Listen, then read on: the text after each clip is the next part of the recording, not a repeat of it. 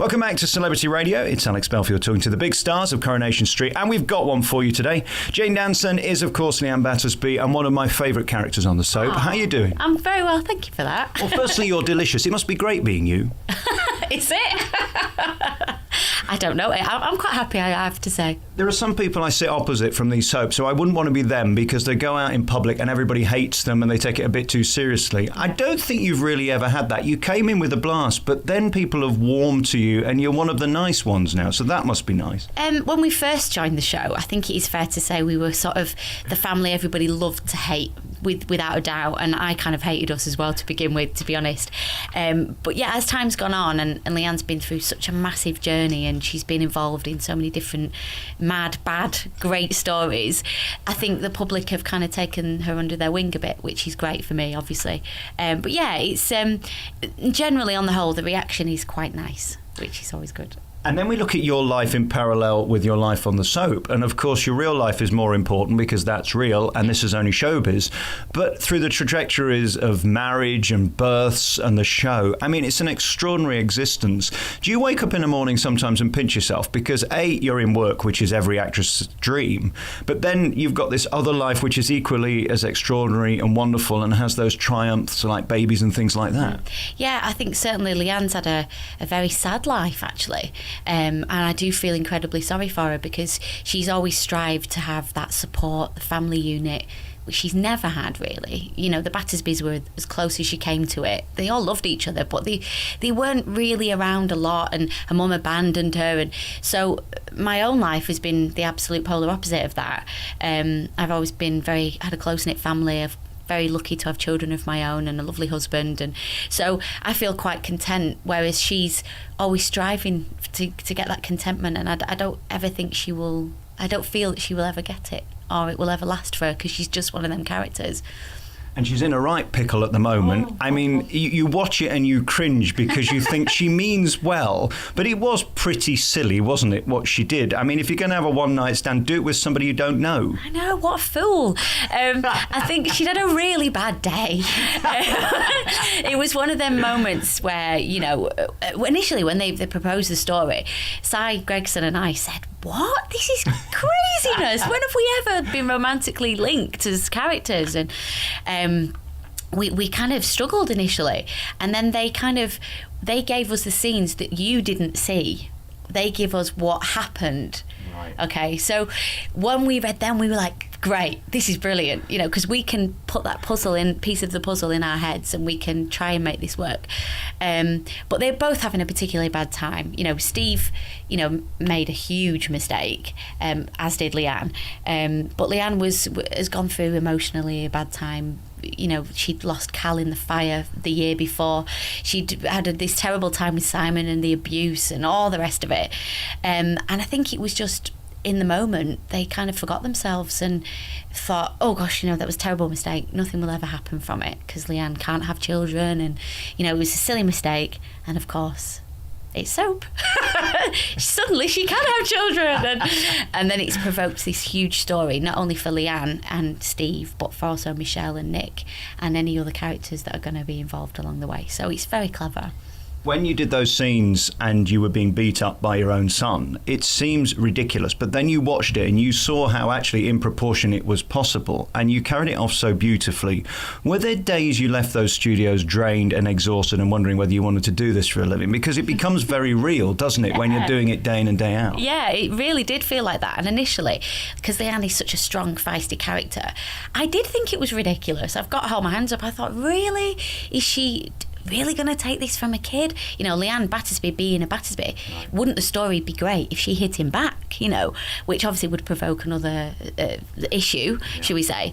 However, as we got more and more into the story, I had to find something in her to think, why would she not do this? And obviously Simon's had equally a turbulent life as she has. He was like a lost child and she was being that protective mother, and it brought out a new side to her. So eventually I kind of bought into the story, having initially thought, I'm not sure about this. And that's my job, is to tell the story and believe it and do it to the best I can.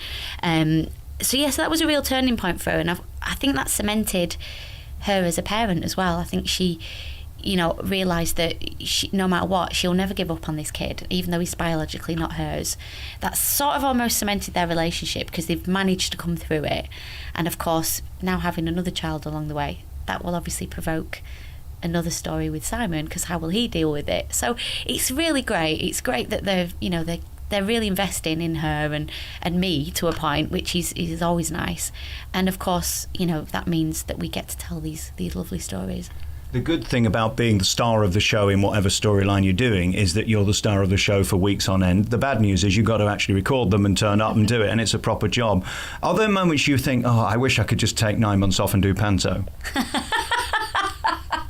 I think, do you know what? I'm really lucky. I love the job. It is, when you're in storyline, it can be very demanding, and actually coming to work and doing it is the best bit.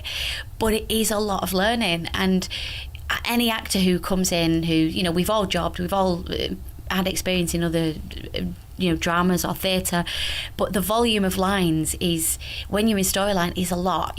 Some people can do upwards of sort of 40 pages a day for weeks, and that can be quite demanding. So actual doing it, we all love doing it, and it's fun, and it sometimes works out differently to how you thought it would be, but the actual learning it, you go home at the end of a long day and you're there learning sometimes 40 pages, which is a discipline, if I'm honest.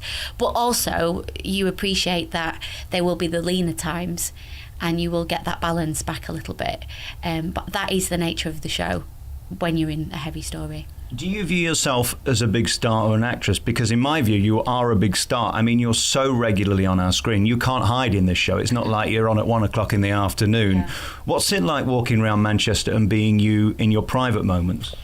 I think it's a very strange... I can't really put it into words because you don't see it yourself, even though you're aware that there are certain places you maybe shouldn't go at certain times. Trafford Centre on a Saturday, no go. That's just a nightmare, which can be a bit, frustrating sometimes. I think you forget. You can't imagine it yourself. It's a really difficult way to explain, but I know exactly what you mean by the question, but it's a strange feeling. You can't comprehend how many people watch the show. I've been like far and wide across the world, and people go, there's Leanne, you'll be in Australia and somebody recognises you, and it's quite hard to comprehend. Probably best not to try. Right. And when we all go about our daily business, we're going about our daily business, and you have to accept that you're in these people's living rooms 5 times a week, and most of the time, touch wood, I've been quite fortunate that most of the reaction has been nice. You're always going to get somebody who you irritate, which is human nature, isn't it? But it's a strange one. I don't think we can all comprehend how big the show is. Right. Equally, when you're not in the show so much, the attention drops a little bit as well. So it's kind of, I don't know, it's a strange one. And I don't think you can really explain it to anybody unless you've been in that situation. And that feeling of waking up and seeing yourself on the front or page 3 or 6 or 9 of a newspaper, again, it must be extraordinary because it's just you doing something you did 6 weeks ago that's then bringing you back. And then we look at you privately, and what an achievement to be normal, sane, happy, married with kids. I've sat opposite so many people who struggle with coping with it. It seems like more than anyone I've met, you seem to have taken this all in your stride. Were there moments it was difficult privately and affected your real life? Because you seem to have coped with it beautifully. Thank you. That's very kind. I think there are certain moments in your life that you go through things that aren't particularly nice, which can sometimes be difficult. I lost a parent and had to kind of go through that journey alongside working a really heavy schedule and getting a lot of reaction to people, and people don't know that, and why should they? But you have to sort of somehow separate the two, which we all sort of somehow manage to do it in that way. But I think when you're going through a particularly tough time, the people that understand are the people here, and we all push each other forward. And obviously I'm married to an actor who has experienced a similar journey to me in and out of work over the years, and I think that helps. But ultimately, as well, most of us come from relatively normal backgrounds, and we're the only ones in the family to be in this business, which is, like you say, a little bit kind of crazy, and kind of everybody knows you but you don't know them, and but I think my parents certainly made sure that your feet are on the ground kind of thing.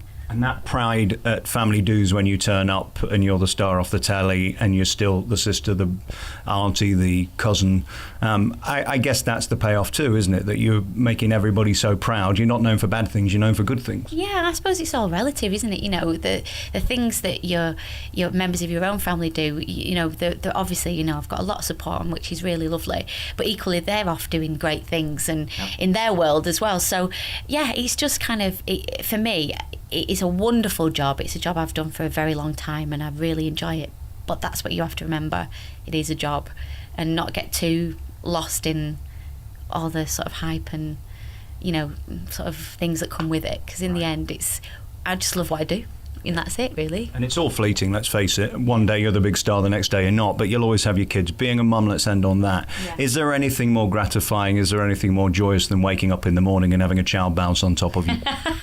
It's nobody can prepare you for it, can they? It's I remember when I was pregnant first time round, and I remember thinking, oh my God, what do I do? You just sort of know, and I think kids are very grounding and they bring you right back down to earth, and that's the whole reason for being here, is for them. And you know, my kids for me are my life, and for coming to work as an actor, doing what I love every day is great, but the best thing is going home every night and not having to be away from them, and that's for me is what could be better. And there can't really be a star in the house when you're changing nappies and clearing up sick, can there? Let's be honest.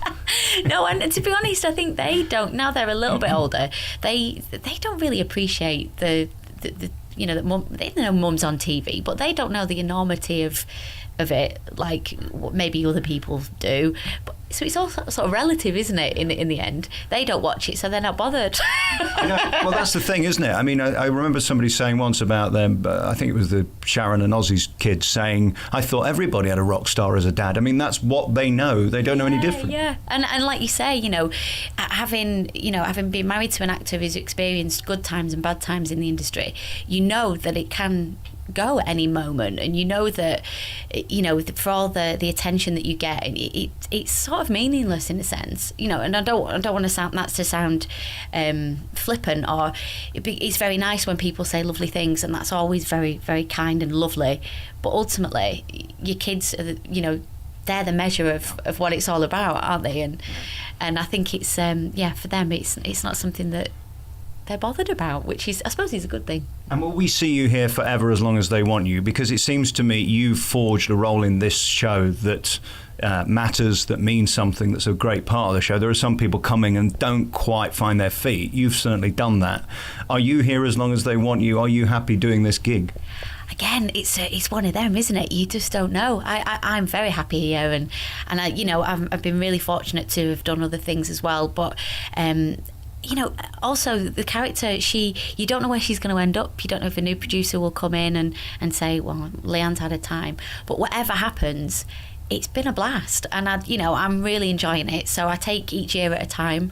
But equally, if they turn around and said it's game over, then I've had a good run. You have, really. And you never know, Simon might stick you in the dishwasher one day, turn it on, and then that'll be the end of you. You never know, do you? Yeah, who knows what will happen. Jane Danson, thank you so much for your time. We love you very much on the show, and you've created such a brilliant role, and you're so good at it. Nice to talk to you. Thank you. Do you want to be my agent?